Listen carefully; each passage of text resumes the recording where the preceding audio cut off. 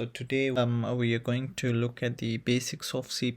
So the structure of video is going to be this: variables, operators, if-else statement, nested if-else statements, while, do while loop, for loop, arrays, and then functions. This is just a small tip here. So C++ is a case sensitive language, which basically means that if you were to write string is not equal to capital letter string, so if we are using string somewhere, we have to be mindful that it's case sensitive language. At the end of this video, you will also get a paper that you can screenshot from your video. You can practice each of these things that we are going to do. So you can practice variables, operators, if-else statements, etc, etc. We'll start with variables. What is a variable?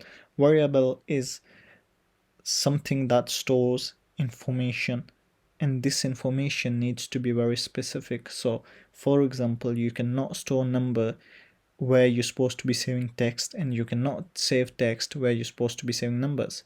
So we use string to save text or a word. We will start with this string. So we are going to write down string. We've written down the string. We will give it a name. So we can write anything. What we'll write is name. So we just written name. Then we will put equal sign to assign it. Then we will have two apostrophes. These two apostrophes are must. You do need them in order to write the string, in order to assign a string. So we will say hello world, and then we need semicolon.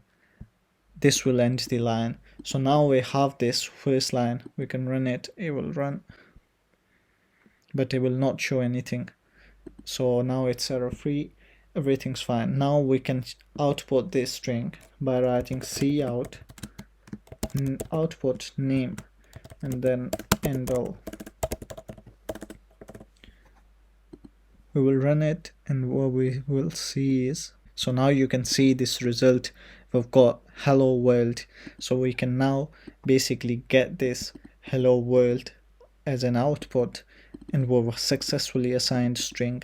So now what we're going to do is we are going to go on to the second one, which is char. So we can do char. We will have to implement pretty much the same criteria. Just we've written the char. Now we will need a name for it. So we will say char. We can say char name. Then we will put equal sign, and then we have these apostrophes. So now we are going to have these two apostrophes.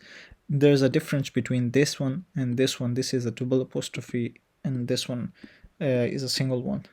We will put a semicolon at the end, and then we will assign char. So what is char? Char is a single character. So you cannot write a word in it here and expect it to run, because it's not going to run. What we're going to do is we are going to write a. Now we have a char. We can output this similar way, the way we've done it before. We will do cout char name, and then we will write end all, and then we will run it. We will get the result. We've got hello world, and we are getting. So now what we're going to do is int. Don't worry, we will get into this. I'll explain how can you assign input to these variables as well. But first we need to clear the basics of variables. So what we are doing is we are doing int. Now we will do the similar way. Int is used for integer. So string, let me just write down so you don't forget and you can memorize it properly.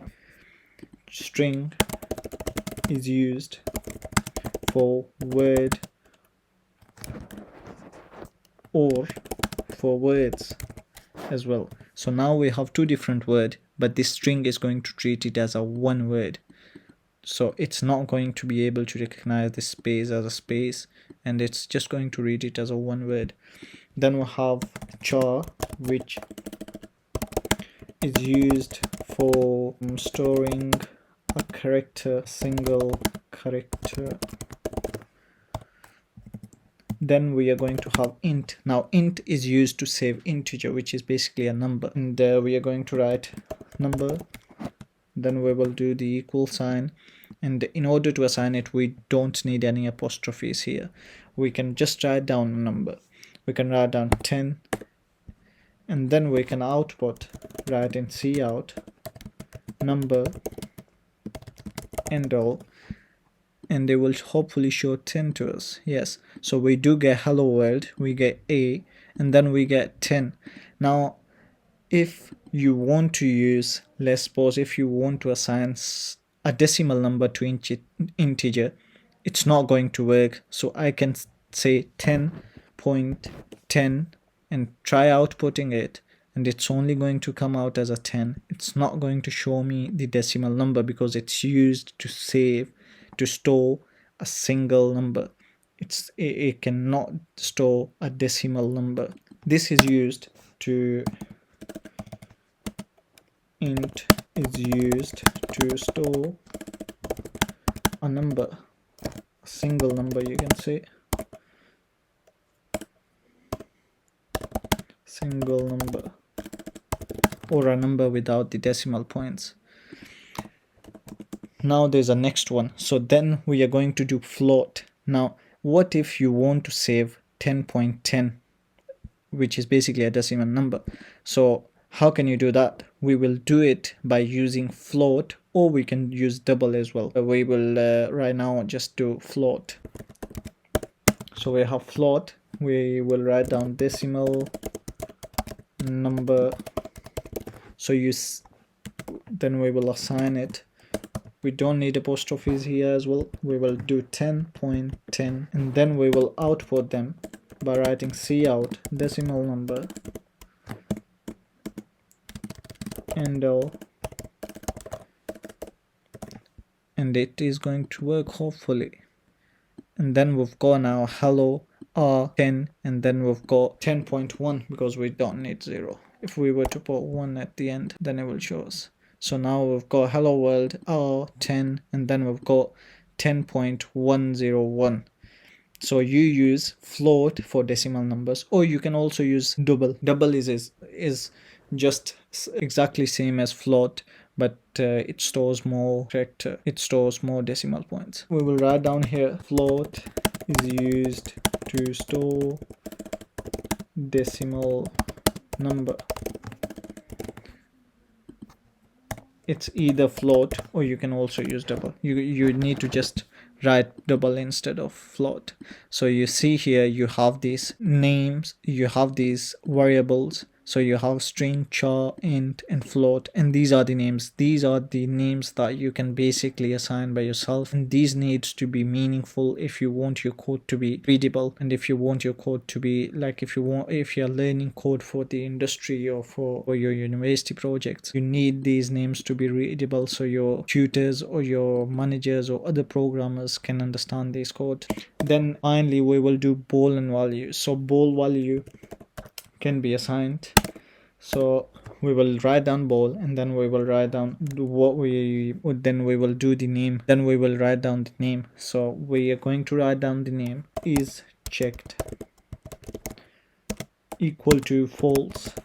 So now we have bool value which is checked, and it's assigned to false. In order to use bool value, we would need if statement, or you can use in other programming as well, but we are going to use it with the if statement. So we've got if. Don't worry about the if statement, we will come to this later. Don't worry about the if statement. We have if statement. We will say if char name is equal to, don't worry about these operators as well, we'll come to this later. Char operator is equal to a, which it is here, then it will turn the is checked bool value to true. Now basically we can perform an action. So now we can say if is checked bool value, which is this is bool value, it's equal to true, show us a message that it is true. So we'll show bool value is true.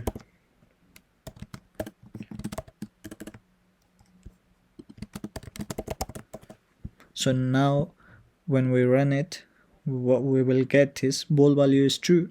So what did we do here? We've assigned the ball value. This is the name. We've written down ball. This is the name. We've assigned it to false. When you assign the ball any value, or when you assign any name, text, number, you must have this one equal sign, and these are the operators that we are going to do it later. And then what we're checking is, we are checking if the char name, which is this one here, is equal to a, which it is. It will assign is checked, which was ball value, to true. And then we've given another if statement saying that if it's equal to true, it will show us this message. So we've cleared these. Hopefully you understand these, and we will go to the operators now. So now we are going to do the operators. So we are going to do two different type of operators. First going to be comparison operators, and then the second one's going to be logical operators. So we have operators listed here. We'll go through them all one by one. So first of all, we've got equal to, which is two equal signs. We will try using this. We will have string, or we can have a number. In fact, we will have int which will be first, which will be assigned to 10. Then we will have second integer, which will be assigned to 5. So now we can go through the if statement, which will go something like this. So first equal to is 10, then you can say answer is 10. So now you will see, what you will see is we have two equal sign. What this means is equal to. You will also see sometimes one single sign. This single equal sign is used to assign different values to variables. We'll just hide it for a minute. We will run this program. So as you can see, we've got the answer is 10 because it was equal to. So this is how the equal to is used. It's fairly simple. And we will go to the next one now, which is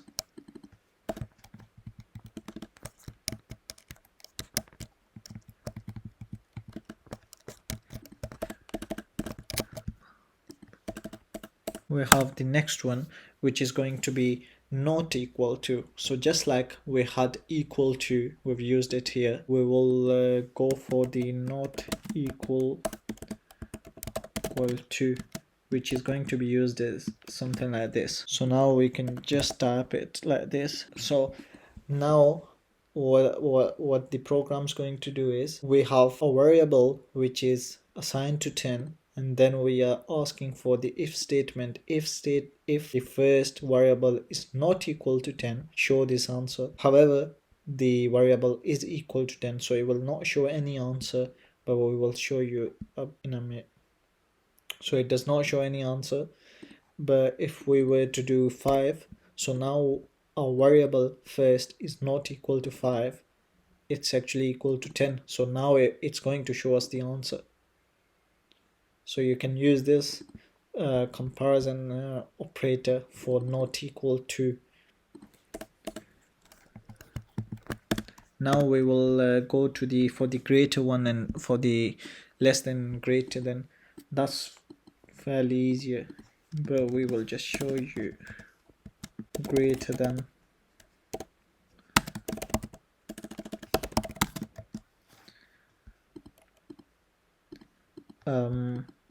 So we have if first is greater than 5, show us this answer. If it's not, then we can say it's if the first is greater than the 5, it's going to show us answer, which it is. So we will run the program, and we see we have the output answer is 10. You can use similarly less than as well, but now we are just going to do the for the greater than equal to. Greater than equal to is used for telling it if it's greater than. So we will use it now. Greater than equal to, it's going to be 10. So first is not greater than 10, because it is 10. Greater than 10 is going to be 11, and then from 11, 12, 13, 14. But we don't have greater than this number, but we've brought this equal to as well. What this equal to means is 10. So if it's equal to 10 or it's greater than the 10, it will show us the answer. It is equal to 10, so it will show us the answer, which it did. So I hope you understood comparison operators. So we have 6 operators here. Have equal to, not equal to, greater than, less than, greater than equal to, and then less than equal to. So now we are going to do logical operators. Let's just show you how do they work. So we've just written down 2 of them. One is logical or, and then second one is logical, this one is logical or, and this one is logical and. So we will make 2 different variables here. We've done first assigned to 5 and second, which will be assigned to 10, and then there will be a if statement.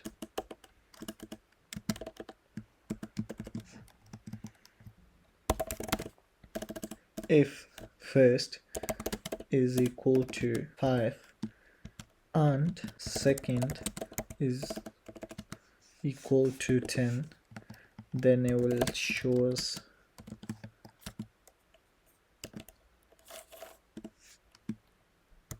congratulations. So now we will get the message of congratulations when these both are true. So these both have to be true. So if one of them does not work, it's not going to go inside this if statement. So right now they both are true, so it will work. We will run it and we see congratulations. So if one of them is not true, we will put 5 in. So now we have first, which is equal to 5. We have first, which is equal to 5. We have second, which is assigned to 10. But then we have second, we are asking for 5. So we are saying if second is equal to 5, it's not going to work, and it did not. Why? Well, because these both statements need to be true when you put and in it. We'll just write down here to explain you easily. Logical and is this one, and then there's a or basically means that one of them needs to be true. So it will work now because this statement is true. It's first equal to 5 here. So the fact that this statement is true, it's going to work because one of these 2 statements need to be true. As you can see, it did work. 2 variables. One will be called string name,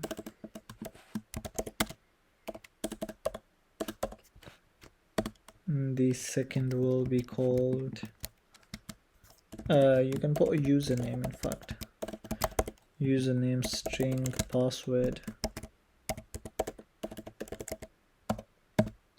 So now we are going to make if else statement.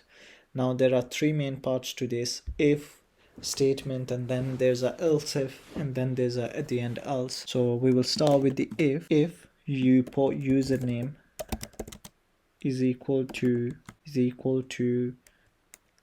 admin,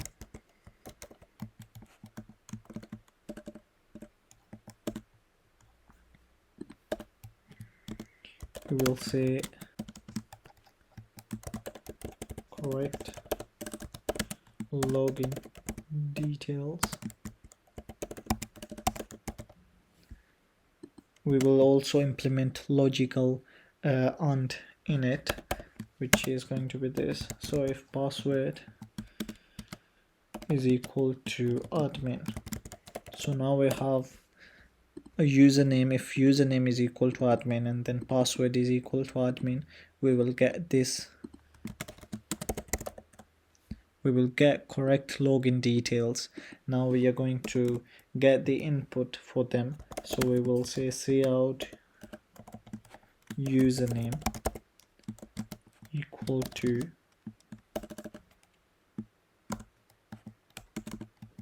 and then cin username.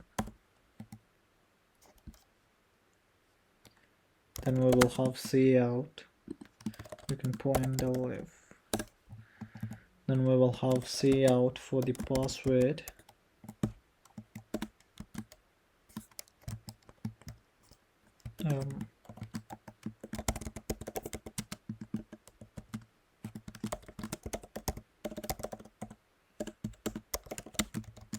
So now what we've done is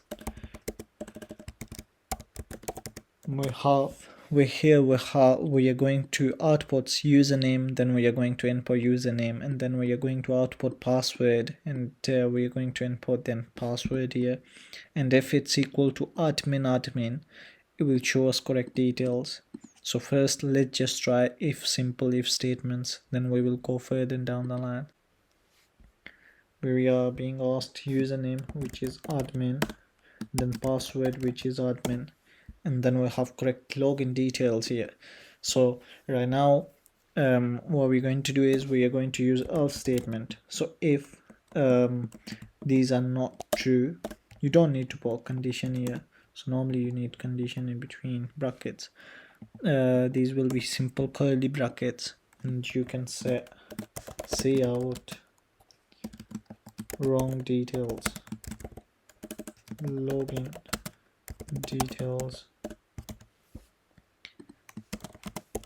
and this is basically going to work when this if statement is not true. So if this statement does not work, if username is not equal to password, or password is not equal to password admin, it's not going to work. This statement's not going to work. So it's still is straight, it will come down to this statement. We will run this, and this time we will just type random, and it does not work. It says wrong login details. Now we are going to use else if. You cannot use else if before the if statement, so it has to be after the if statement, which is going to be else if. You put else if when you want the else statement to be conditioned.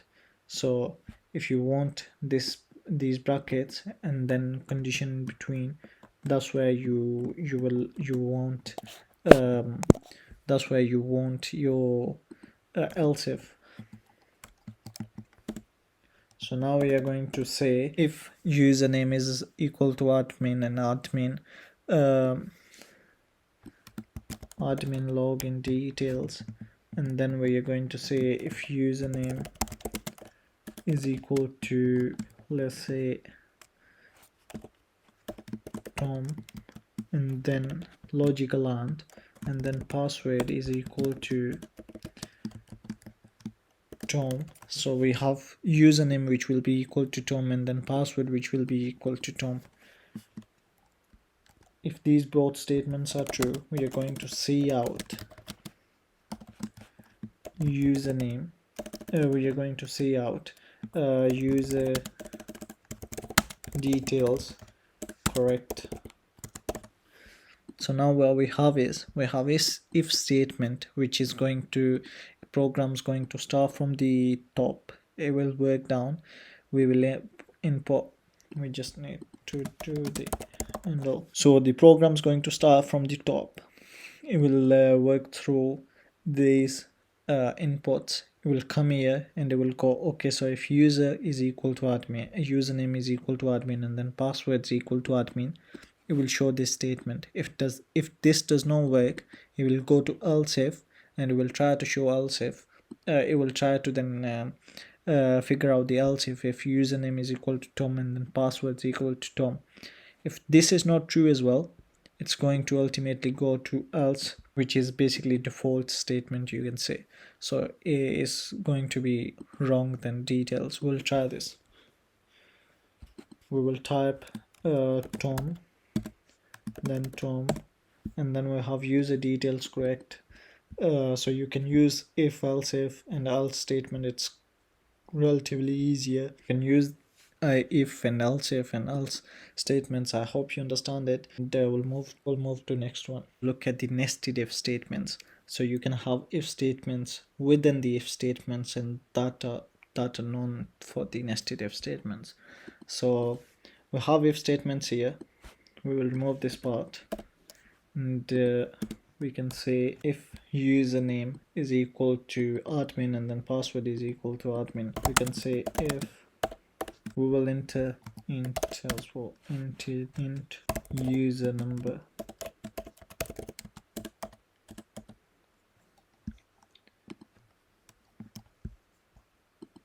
So now what we're going to do is we have integer user number which is not assigned yet, and we will ask for input inside the if statement. So we will ask for the input once this statement is true. We will what is user number,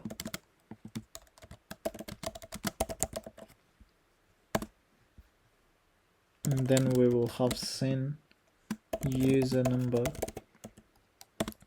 and then we can make if statement within the if statement. This if statement is going to look at the user number. If it's equal to 5, it will say write cout write user. So now what we have is when we will find out when we put the right username, which is admin, and then right password, which is admin as well, it will go to this.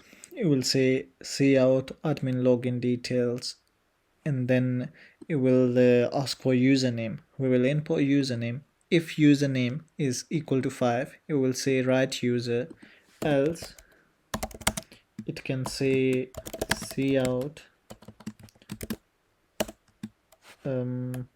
wrong user.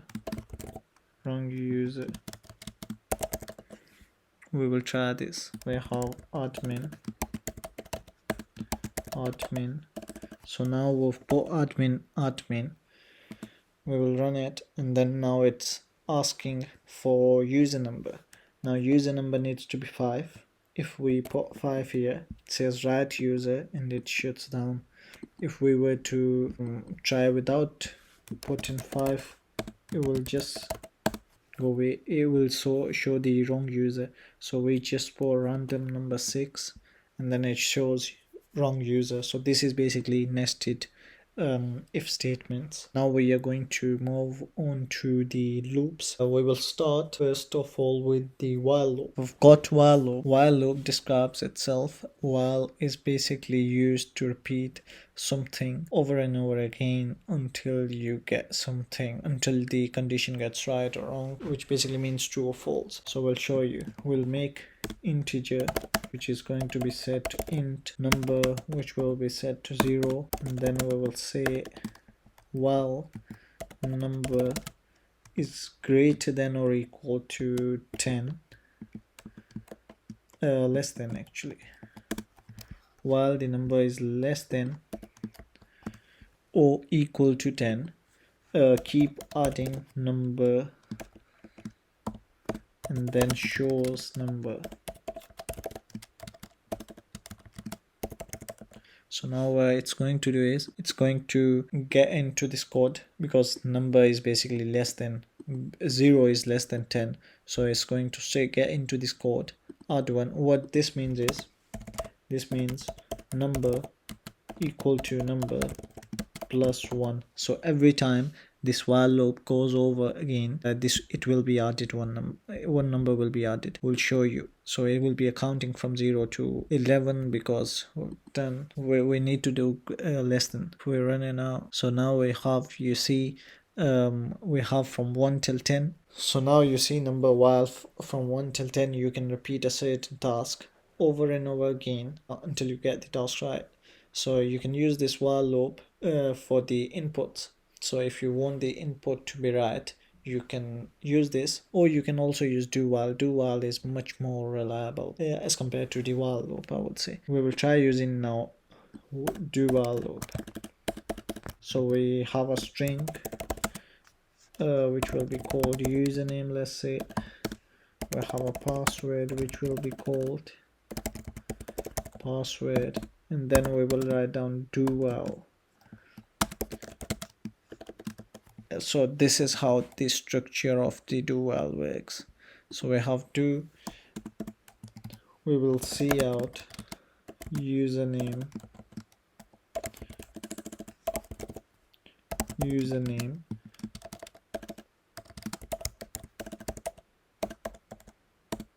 then we will see in username, then we will see out password,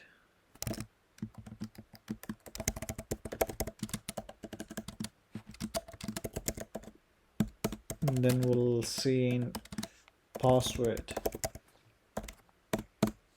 So now what we're going to do is we're going to ask for if the username is wrong. So if the username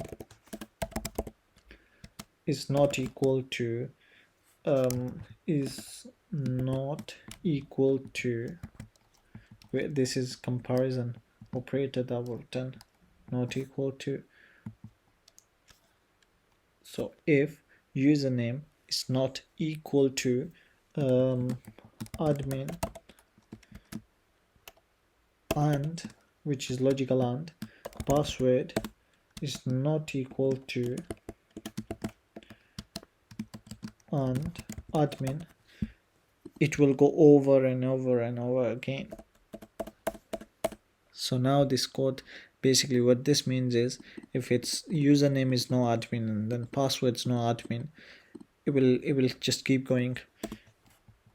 The program will be in an infinite loop. It will keep going. It will keep asking username, password again and again, again and again. And the interesting thing about this is you don't need, for the normal while loop, you need this condition to be true, and then it enters the while loop and it works its way down. But here we don't need we don't need this to be true in order for this to work. So it will start, the program will start, it will go down straight here, it will go through all them without this being true, and then at the end they will see whether it's true or not. If it's true, it will go over again. So ultimately, if it works, we will say it worked, and this means basically it came out of while. We will run it. We have username, so we can type random. It asks us again because there was no equal to admin.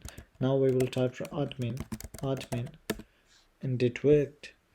But then we can, this is infinite loop, so you can go as long as you want to. It will never enter unless you have a right username and then right password, and it worked. Now we will talk about the for loop.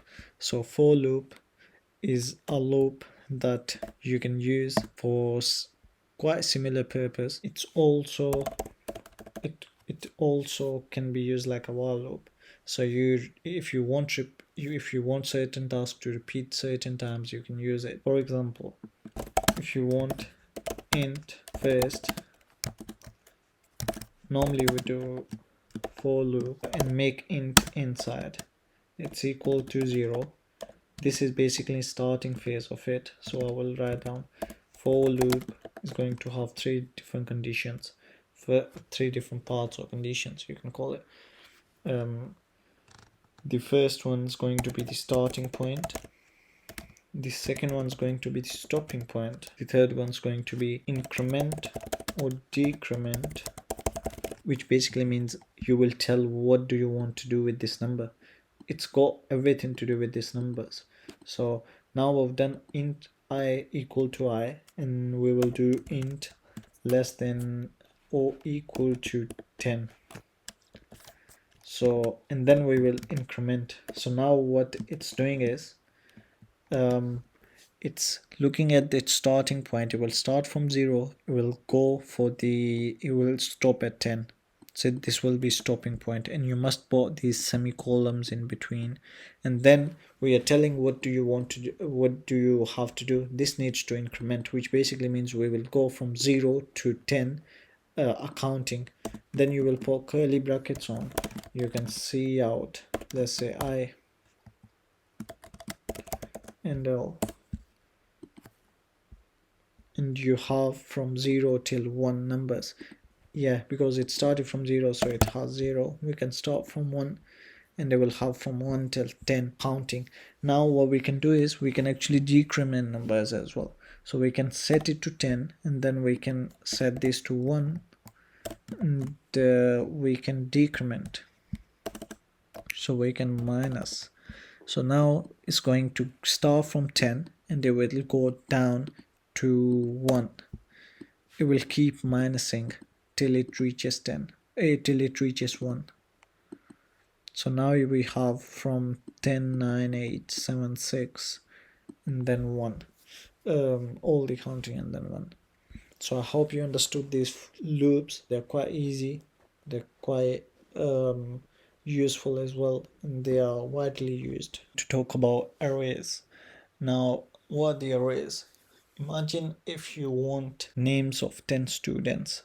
You want to make a program that will store information regarding the students, and you need names of 10 students. Will you make 10 different variables, string variables, in order to store their names?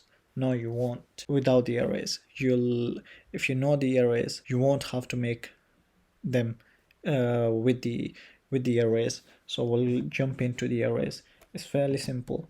You will make a string the way you normally make it. We will write down name, and then we will put two brackets in, and then we need numbers. So let's say we need 10 students that we need to store names of, and we will put brackets in, and that's where we will store names now. So either or we can do this. We can put cout. In fact, we can do while loop, which we have explained it, and we will make another string called yes no. If yes no is equal to yes, it will repeat. So we will cout, would you like to add another name?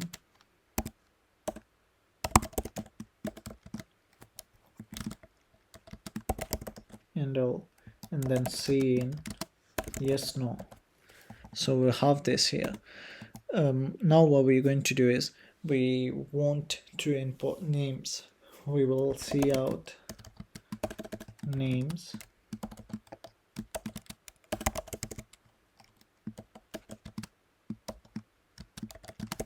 and then cin yes name. And then there's something that interesting we'll have to do. We cannot just write it down name and it will store its information. We have to be very specific where we want to save our information. We have 10 different places with 10 different arrays, which basically means 10 different places to store the information. And this index starts from the 0. So we have 10. It will start from the 0 and it will go till 9, because 0 itself is also like counted as a number. So now we want the first name to be saved in the 0, but then we want the next name to be saved in the 1. How are we going to do that? Are we going to again just repeat over and over again? No, we can use the for loop here. So we will go down here, for loop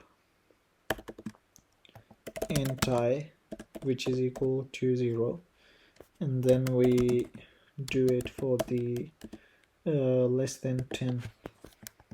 So as long as it's less than 10, it will increment and it will ask for cin.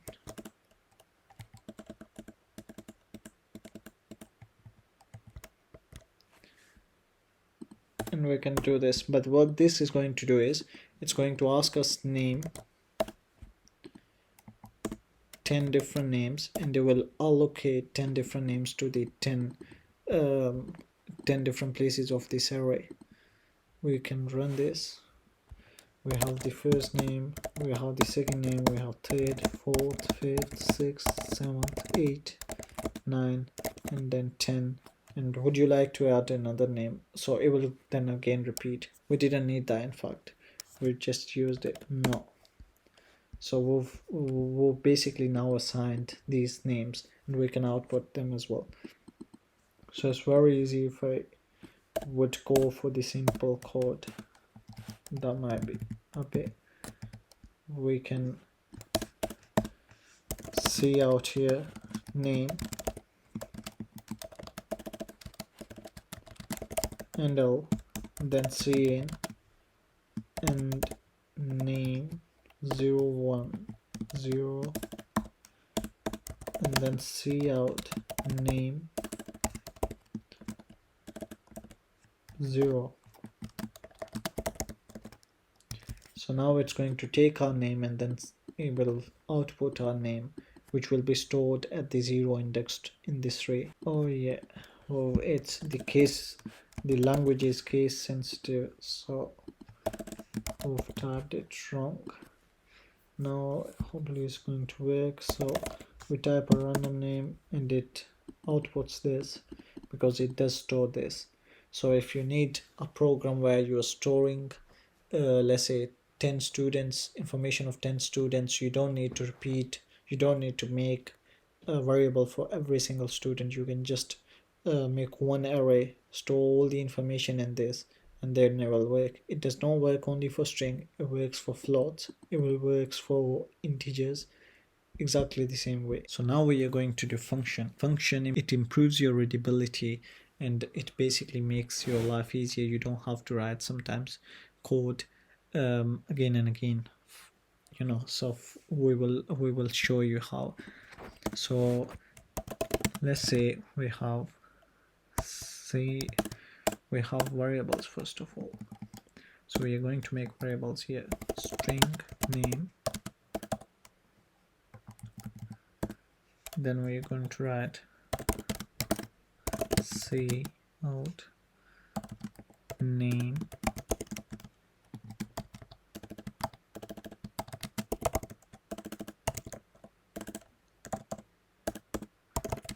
then it will be C input, so name input.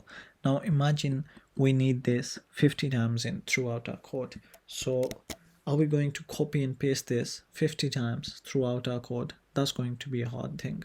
So what we can do is we can make a function.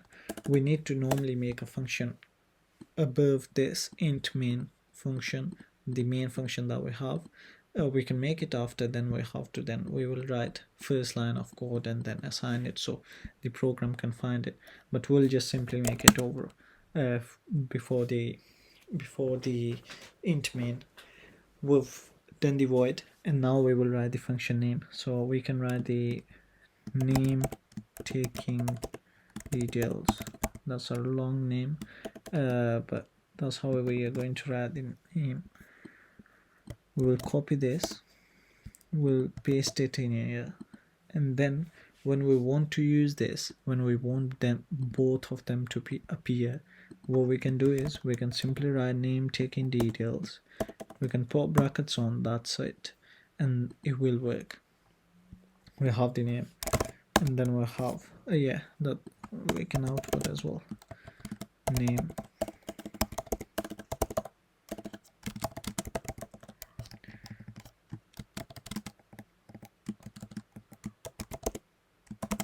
So now what we see is, if we want to use this 50 times, we can either copy paste this one, or it also improves your readability. So if we were to write these 3 lines over and over again and the program's long, it will mess up the program. The program's not going to be as much readable to a new programmer as it's going to be once you use this. So it's going to be easy. The programmer can simply look at these details and understand what you're trying to do, and it also shortens your code, and it's easy to. This is a simple, basically, structure of function.